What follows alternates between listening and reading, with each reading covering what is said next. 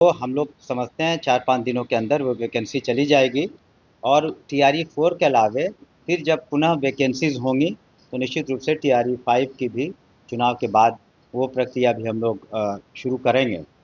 तो टीआरई 4 का सारा हम लोगों ने जो तिथिवार यहाँ प्रेस कॉन्फ्रेंस करके सारे डेट्स दे दिए हैं, उसमें यहाँ तक कि रिजल्ट का कब प्रकाशन होगा उसकी भी तिथि हम लोगों ने दे दी।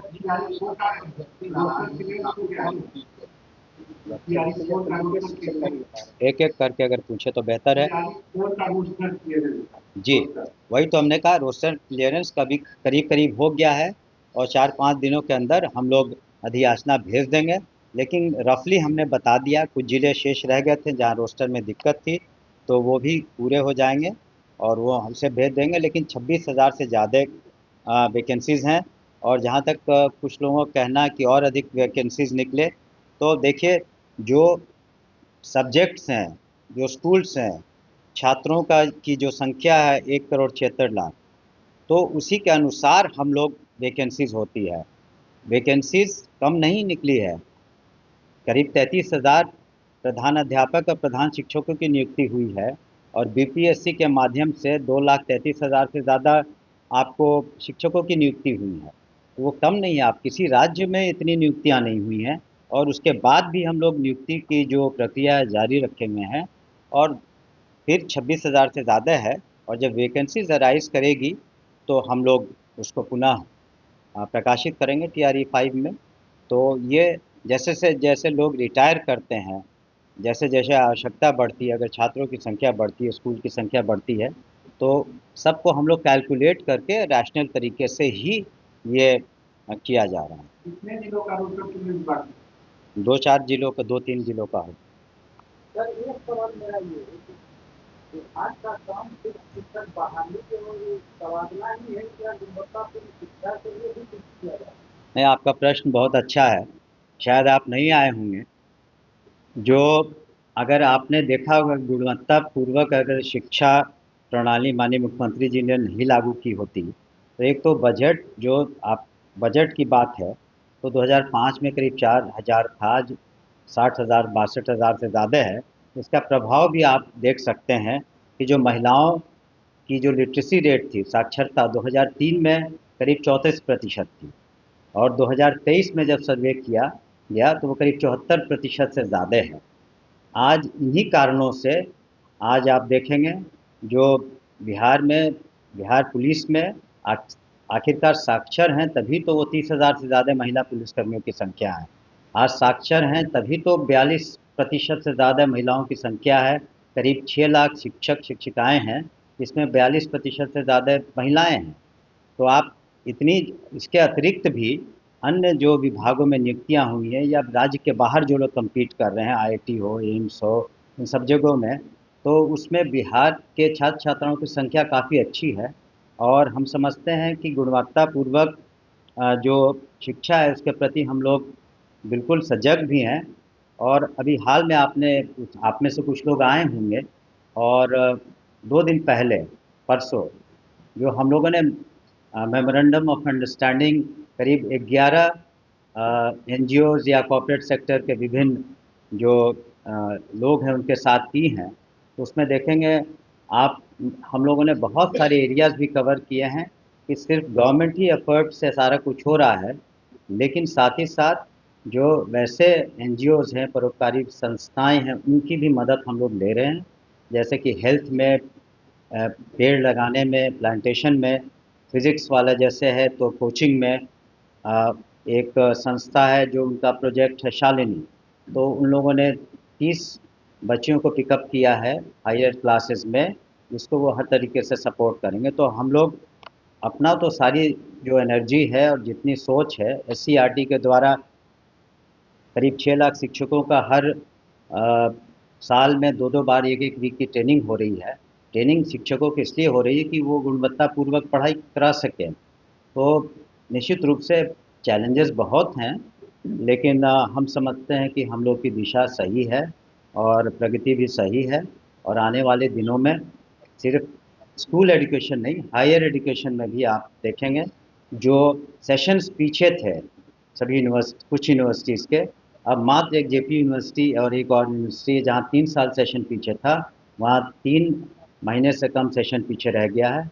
बाकी हायर एजुकेशन में मोर और लेस सब जगह सेशन टाइम पर है। तो सुधार काफ़ी हुआ है, लेकिन हम लोग उससे पूरी तरीके से आश्वस्त नहीं है कि बिल्कुल सुधार पूर्ण है। ये ऑनगोइंग प्रोसेस है, और सरकार और जितने भी हमारे पदाधिकारी हैं और हमारे टीचर्स भी हैं, और आप देखेंगे कि सभी टीचर्स समय पर आते हैं, और इस तरीके से काफ़ी सुधार हुआ। समय पर टेक्स्ट बुक्स मिले हैं, 1 करोड़ 9 लाख बच्चों को मध्याह्न भोजन मिलते हैं। ये सारे चैलेंजेस हम लोग के सामने हैं, और उसके बावजूद भी हम समझते हैं शिक्षा में गुणवत्ता जो आप जिसकी बात कर रहे हैं कि एक क्वालिटी एजुकेशन, हम सिर्फ क्वालिटी एजुकेशन की बात नहीं कर रहे हैं, हम लोग वैल्यू बेस्ड एजुकेशन भी चाहते हैं कि अपने छात्र छात्राओं को मिले। और हम समझते हैं शिक्षा विभाग माननीय मुख्यमंत्री जी के नेतृत्व में अच्छा काम कर रहा है, और आने वाले दिनों में इसके प्रभाव और अच्छे तरीके से दिखेंगे। प्रेस कॉन्फ्रेंस में स्वागत है, और मुख्यतः 2 बिंदुओं पर हम लोग बात करना चाहेंगे। एक, माध्यमिक शिक्षक पात्रता परीक्षा एसटीटी के बारे में, की तिथियों के बारे में, और दूसरा जो हम लोगों ने स्थानांतरण नीति बनाई है शिक्षकों के बारे में, तो और अधिक सहूलियत शिक्षकों को और कैसे मिले बिल्कुल पारदर्शी तरीके से, ताकि उनका परफॉर्मेंस बेहतर हो सके। इन्हीं 2 बिंदुओं पर हम लोग बात करना चाहेंगे, और इसके अतिरिक्त अगर आपको कोई प्रश्न हो तो आप पूछ सकते हैं। तो आ, जैसा कि आपको पता है, हम सभी जानते हैं कि माननीय मुख्यमंत्री श्री नीतीश कुमार जी की प्राथमिकताओं में से शिक्षा विभाग बहुत ऊपर आता है, और बजट के अलावे जो नियुक्तियां हुई लाखों में शिक्षकों की, तो उनको कहाँ पर किस जगह उनकी उन्हें पदस्थापित किया जाए, उसके बारे में हम लोगों ने उन्हें सहूलियतें दी। पहले जो भी गंभीर गंभीर बीमारी से ग्रसित थे, या अन्य पति पत्नी और अन्य मामले थे, उसको हम लोगों ने देखा है। तो माननीय मुख्यमंत्री जी ने पुनः अंतर जिला स्थानांतरण हेतु जो कुछ निर्देश दिए हैं, और जो हम लोगों ने शिक्षा कोष पोर्टल पर जो 5/9/2025 से 13/9/2025 तक जो प्राप्त किए थे आवेदन, उसमें कुल आवेदन थे 41689 41,689, जिसमें से नियमित शिक्षक थे 617, विशिष्ट शिक्षक थे 12,370, और विद्यालय अध्यापक जो बीपीएससी के माध्यम से आए थे 28,702, यानी कुल 89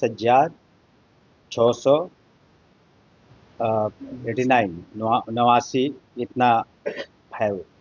तो इतने आवेदन प्राप्त हुए, और काफ़ी अच्छा परसेंटेज ऑफ सेटिस्फैक्शन रहा।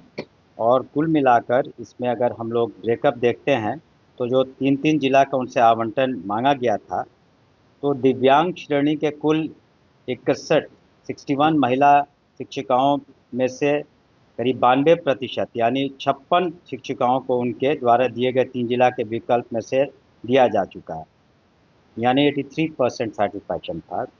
उसी तरह से लगभग 9,900 महिला शिक्षिकाओं का स्थानांतरण उनके द्वारा दिए गए 3 जिलों के विकल्प में कर दिया गया। उसी तरह से पुरुषों में 14,700 पुरुष शिक्षकों का स्थानांतरण उनके द्वारा दिए गए 3 जिला के विकल्पों में किसी एक में से कर दिया गया। इस प्रकार अगर आप देखेंगे तो लगभग 24,600 शिक्षकों को उनके द्वारा दिए गए 3-3 जिला के विकल्प में कोई एक जिला आवंटित उनके द्वारा जो मांग की गई थी उसे कर दिया गया। शेष 17,000 शिक्षकों में जिन्हें उनके द्वारा विकल्प के जो ज़िले थे, जो विकल्प ज़िले नहीं दिए गए, तो अब हम लोग देख रहे हैं, हम लोगों ने समीक्षा की है कि कक्षावार, विषयवार रिक्तियाँ कहाँ-कहाँ उपलब्ध है, जिसके कारण उन्हें दिक्कतें हुई।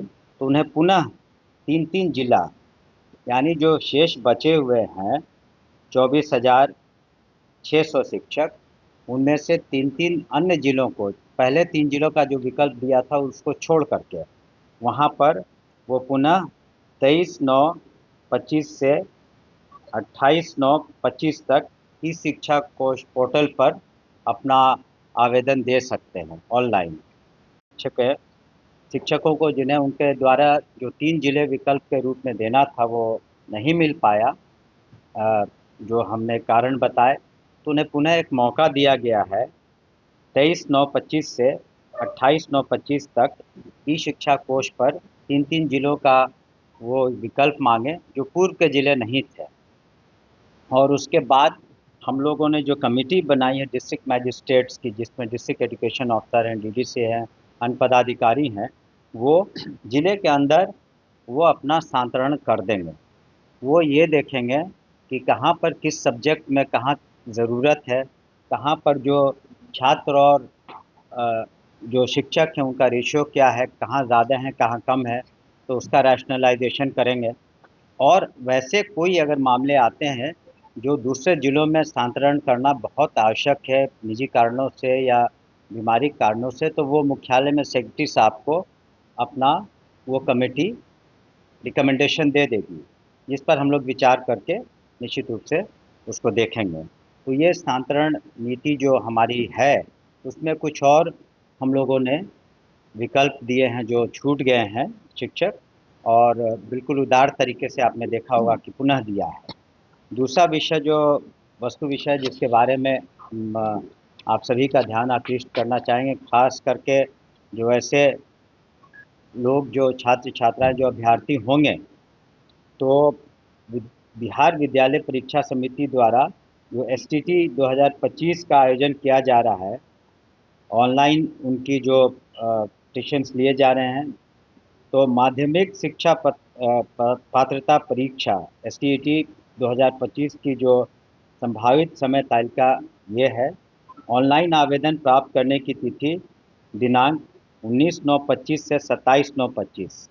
फिर रिपीट करेंगे, ऑनलाइन आवेदन प्राप्त करने की तिथि 19/9/25 से 27/9/25। परीक्षा का आयोजन दिनांक 12/10/25 से 31/10/25 और परीक्षा फल का प्रकाशन 16/11/25। तो आप परीक्षा फल का प्रकाशन 16/11/25, परीक्षा का आयोजन 12/10/25 से 31/10/25, यानी हर चीज़ को हम लोगों ने पारदर्शी तरीके से आपके सामने रख दिया है अभ्यर्थियों के सामने, ताकि उनको प्रिपरेशन में कोई दिक्कत नहीं हो और वो इसी के अनुसार अपना प्रिपरेशन करें एसटीईटी का और ऑनलाइन अप्लाई करके, ताकि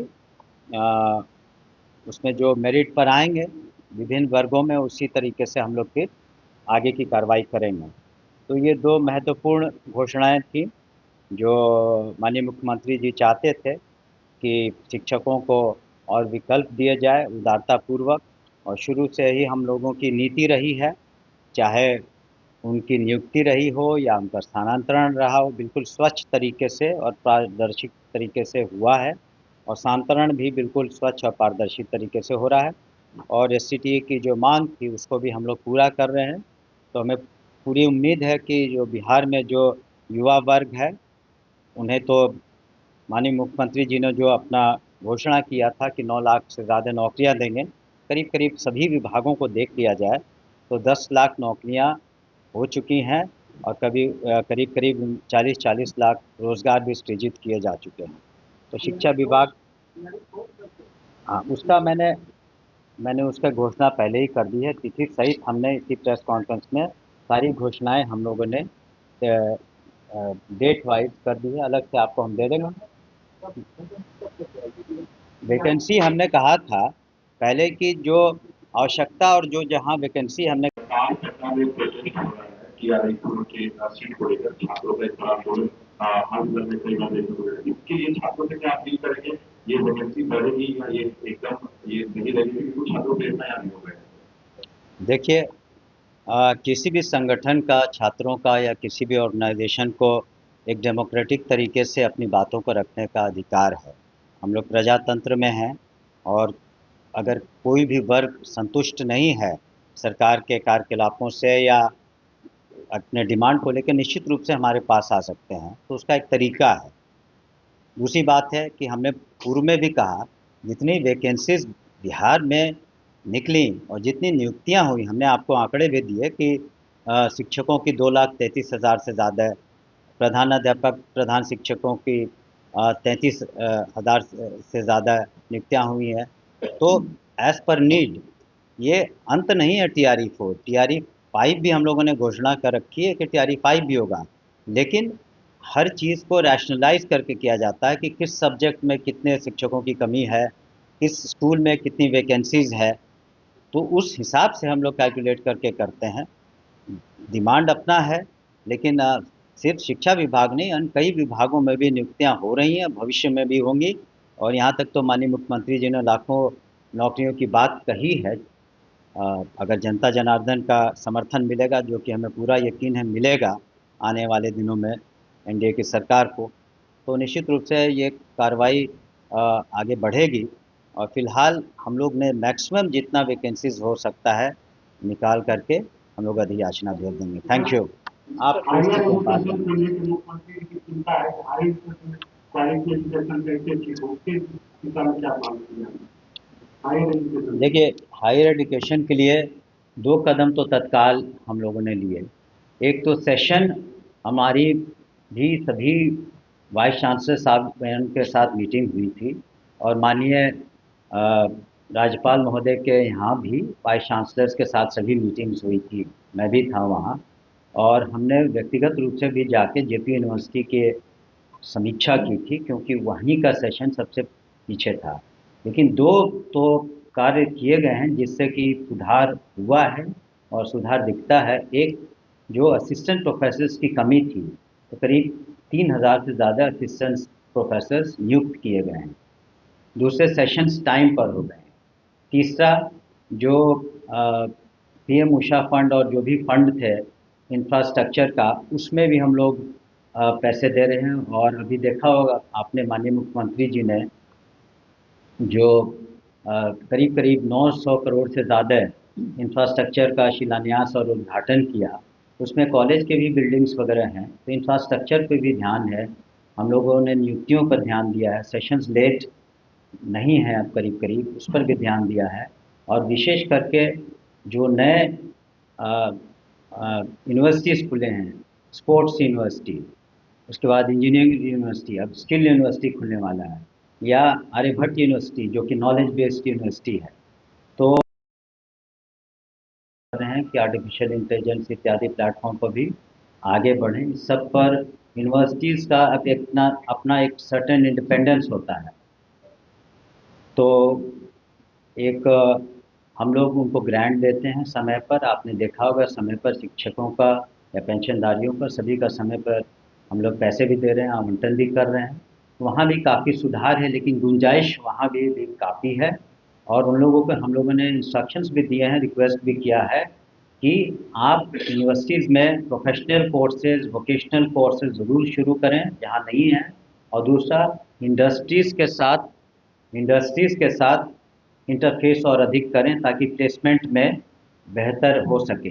आपको एक उदाहरण देना चाहेंगे एलन मिश्रा इंस्टीट्यूट का, जहाँ पर काफ़ी माननीय मुख्यमंत्री जी ने करीब 24 असिस्टेंट प्रोफेसर्स की नियुक्ति भी की है। वहाँ पर प्लेसमेंट करीब करीब 100% है। बिजनेस मैनेजमेंट स्कूल है। उनको भी हम लोगों ने कहा कि आप मेमोरेंडम ऑफ अंडरस्टैंडिंग एक्सेलराइज से, अच्छे यूनिवर्सिटी से कीजिए, आगे चल के यूनिवर्सिटी ऑफ सिंगापुर से कीजिए।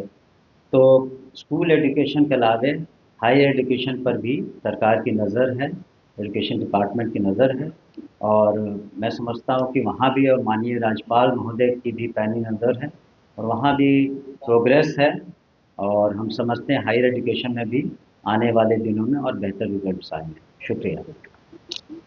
शिक्षक पात्रता परीक्षा STT के बारे में 2025 तिथियों के बारे में, और दूसरा हम लोग जो बात करेंगे, जो हम लोग स्थानांतरण नीति है, उसको और अधिक शिक्षकों को कैसे सहूलियत दी जाए और बिल्कुल पारदर्शी तरीके से उसके संबंध में कुछ और निर्णय लिए गए हैं विभाग के द्वारा, तो उसके बारे में सूचित करेंगे। और इसके अलावा आपको कोई भी प्रश्न होगा तो आप पूछ सकते हैं।